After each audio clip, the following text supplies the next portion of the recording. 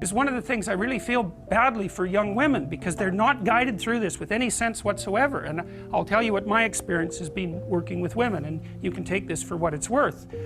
And I've worked with women who've achieved the highest levels of their profession. I don't mean just in academia, but in a number of different fields. This is what happens. We'll take the typical woman, conservative woman, because they're more typical, conscientious, not particularly open. So they're dutiful people, you know, they're existing within the structures of their society. So I'll take female lawyers as a classic example. So they're very good at high school, very hardworking, very intelligent, but very dutiful, and often rather agreeable. And that's important because it means to some degree that they want to please and they'll do what they're told. And so part of the reason I think that women are outperforming men in elementary, junior high school, and university is because they're more likely to be obedient. And I know that to some degree because we did analysis of students in Quebec and found out that one thing that predicted grades over and above intelligence and conscientiousness was agreeableness, and agreeable people got better grades than their IQ and conscientiousness would predict. And that's particularly negative for men. So imagine this is what's happening. So you're a borderline student and you're also a bit rebellious and antisocial. I'm going to fail you. Like you're right on the cusp. Don't like you much. You fail. You have exactly the same grade profile, but I like you. Tick. You move ahead. You don't. And so one of the things that's dividing men from women as they progress through school is the degree to which they're agreeable. Now that works out to some degree for women insofar as the agreeableness moves them forward, but they encounter the negative elements of being agreeable later in their careers. Anyways, their women are very good in high school, then they go to college, they're very good in college, they nail their damn grades, they do their studying, they get their A's, and they ace their LSAT, so they're smart too. Then they go off to do their articling and they're really good at it.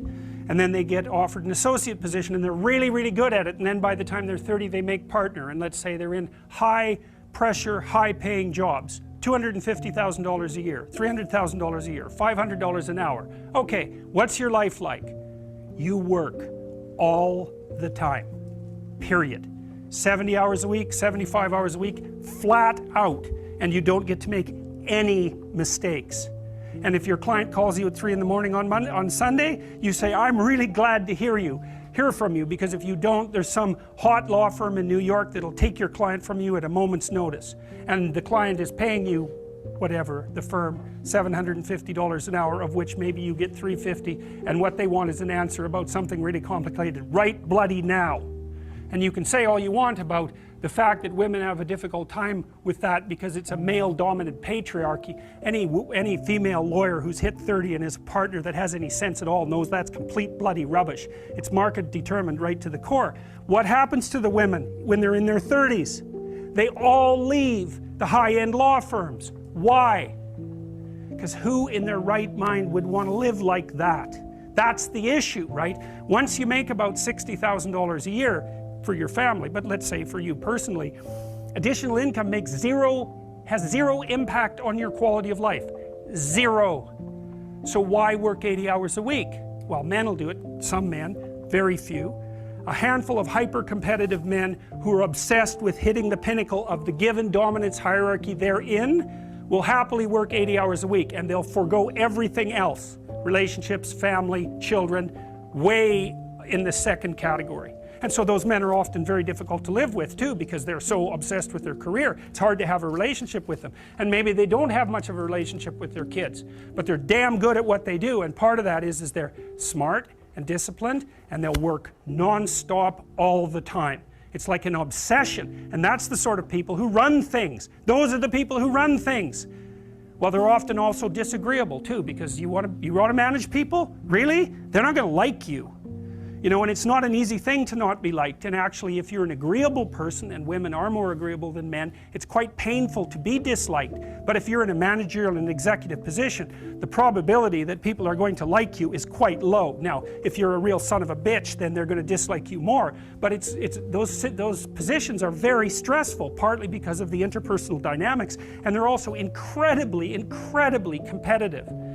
So the women hit that at 30 and they're completely qualified, and the law firms are bloody desperate to keep them, because it's really hard to find highly qualified people, especially once you've put all that time into training them, especially if they're also good at bringing in business. The law firms trip over themselves to try to keep them. They can't. The women think, why in the world am I doing this? Why in the world would anyone in their right mind do this? Especially because they're often married by that point too, and generally they've married a husband who makes as much money or more than them, so they don't need the damn money. And so they think, well, there's more to life than this, which is exactly the right thing to think. And so then they go and find a job that's 9 to 5 and controllable, so that they can hire a nanny and have some kids and have a life. And it's like, yes, that's the intelligent thing to do. So we've got things backwards in our culture. We're thinking, at least in part, why aren't there more women in positions of power? Wrong question. The right question is, why are there any men at all who want those positions of power? Because it's not just positions of power. You have to be such a knothead to think that. Oh, it's a position of power. It's like, sure, but it's a position of overwhelming responsibility. And if you make mistakes, you're done.